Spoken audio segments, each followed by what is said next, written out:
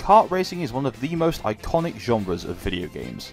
From your Mario Karts to your Sonic and All-Stars to the Garfield one. There have been so many over the years, but what if you took that concept and added a lot more players?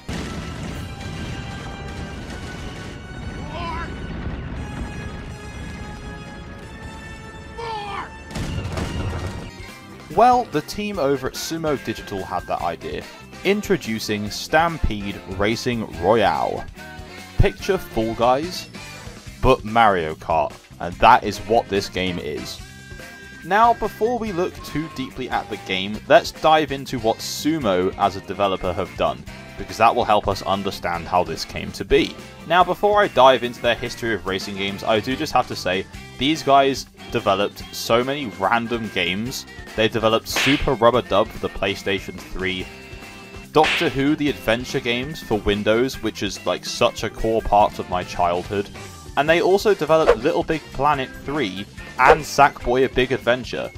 These guys have they've been around. So, Sumo Digital are an English developer. Their headquarters is based in Sheffield, which is a very cool place. Anywhere exciting? Sheffield. But this game specifically was developed by their newer branch at Leamington Spa.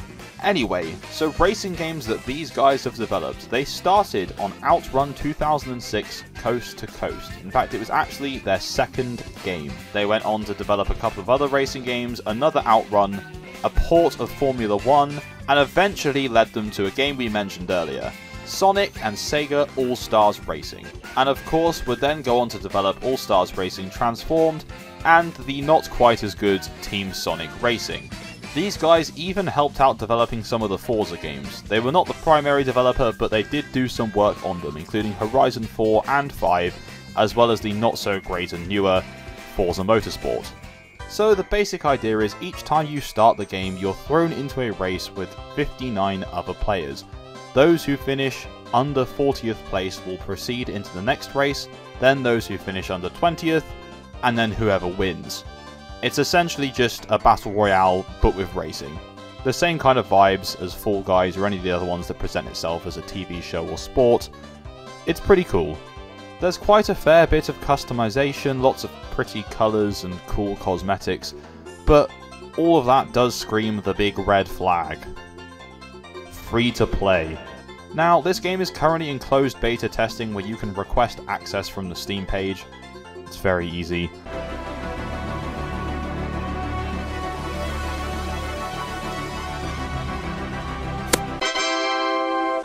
But this game will be free to play. The game lets you know this immediately by throwing a season pass with rewards at your face straight away, and more than one type of currency. You know, your standard free-to-play model. In terms of the vibes and aesthetic of this game, it really reminds me of Modern Nation Racers for the PS3, a game which I was actually quite surprised to learn was not developed by Sumo Digital at all. The general feel, the look at the characters, and the world design, that's the kind of vibe it reminds me of, just without half the creativity that that game had. Now let's talk about the actual track design. It's alright. I mean, it's alright, like... Some of the levels are designed quite well, there's a couple of cool ones, most notably a piratey, beachy themed kind of one that has a giant octopus tentacle come out at you at one point, but a lot of the levels, to be honest with you, are really generic. The track layout is just kind of meh.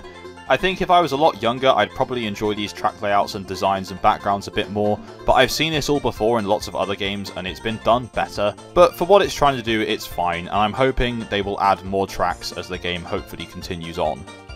Okay, so this game is currently available on Xbox as part of the Xbox Insiders program, and as I previously mentioned, on Steam if you request access to their closed beta. This game runs pretty well, it's very well optimized on PC. I'm not quite sure how it runs on Xbox, but having had a look at some gameplay for it, it all seems to be working completely fine. I mean, it's not exactly the most graphically intensive game I've ever seen, so I'd be quite surprised if it struggled. And the other question you're probably asking is, for a multiplayer game, how are the servers? They work fine, there's nothing wrong with them. My biggest issue currently is it doesn't really feel like there's many people playing the game. I don't know if that's just down to poor marketing, or just lack of interest in the genre and game in general, but I must admit, whilst I was playing, I must have encountered the same players several times across a few days. In fact, at the exact moment as I'm recording this, there are currently 22 users on the playtest on Steam, and in the last 24 hours the peak was 30, and the all-time peak was 312, which is just nothing.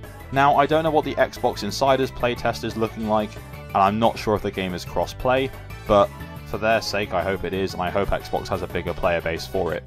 Now, this is more aimed at kids, so I wouldn't be surprised if the Xbox does have a higher player base on it, but I guess that'll be determined when the game actually comes out. The game is officially due to launch into early access on Steam and game preview on Xbox this summer, so hopefully that will boost the player count up a bit where you don't have to request access, but we'll see. I can't see what this is about. Where the fuck is everyone? Now let's talk power-ups. No good kart racer is complete without your power-ups. I always find it quite hard to appreciate power-ups in other games that aren't Mario Kart because the ones in there are so iconic that it's just very hard to disassociate from those. Some games like Sonic do them quite well, some are just very generic, and this one kind of falls into a bit of both. Some of them are incredibly generic, but there has been some effort to make them a bit different. There's this pinky goo one that if it lands on you, you have to spam the buttons on your controller, which can lead to you crashing, which is quite a cool idea, and it's quite easy to get it off, so it's not like you're actually going to crash unless you are very bad at mashing buttons. There's your standard item that does lock on and hit, like a homing missile, and then one that doesn't, that you just kind of have to aim, like a green shell, except in this case, again, it's just another bomb. And that's kind of it. There's a turbo as well and a shield. Generic stuff, but they kind of look alright and suit within the game's world that's been built, so there's not too much complaint from me here. So the next question really is, how do the cars handle? Now, there's three types of kart in this game. There's the standard, the heavy, and the light. Now, you don't unlock the heavy and the light straight away, those are a bit further down the line. Now, I played long enough to unlock the heavy, and that one handles almost identically to the regular, it's just a bit faster and a little bit tougher to corner with. But generally, as an overview, the cars drive really well. I mean, you'd think they'd be pretty good at doing kart racing by now because they've done it so many times.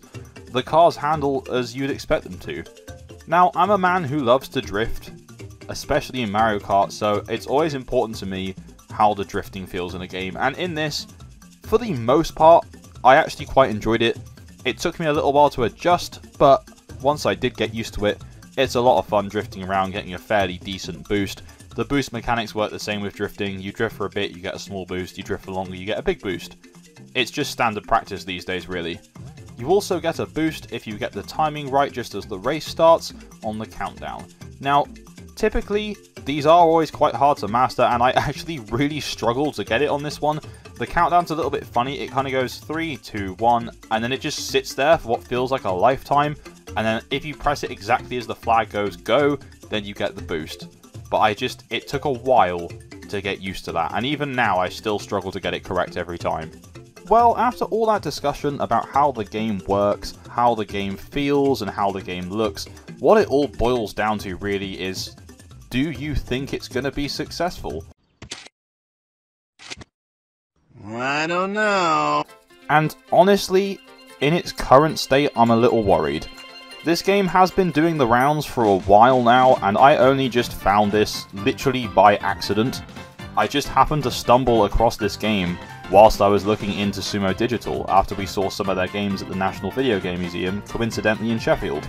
And then up until researching this game and actually playing it, I didn't see anything about this anywhere. On top of that, I'm just starting to get a bit sick of this free-to-play model as well. I don't know if any of you played Disney Speedstorm, but when that came out and launched into free-to-play, my god, it was an absolute fucking nightmare.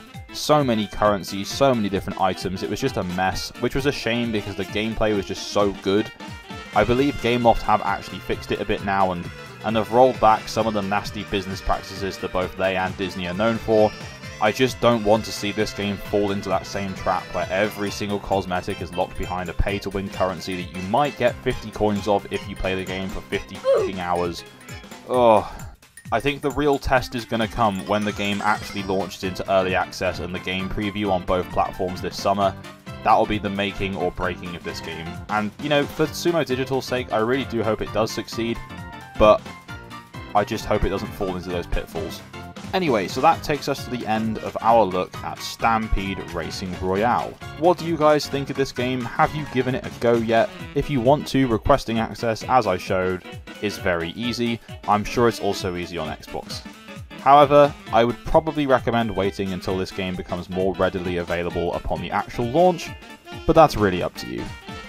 Thank you very much for watching. Please don't forget to like, subscribe and tap the bell for notifications, and as always, I will see you in next week's video.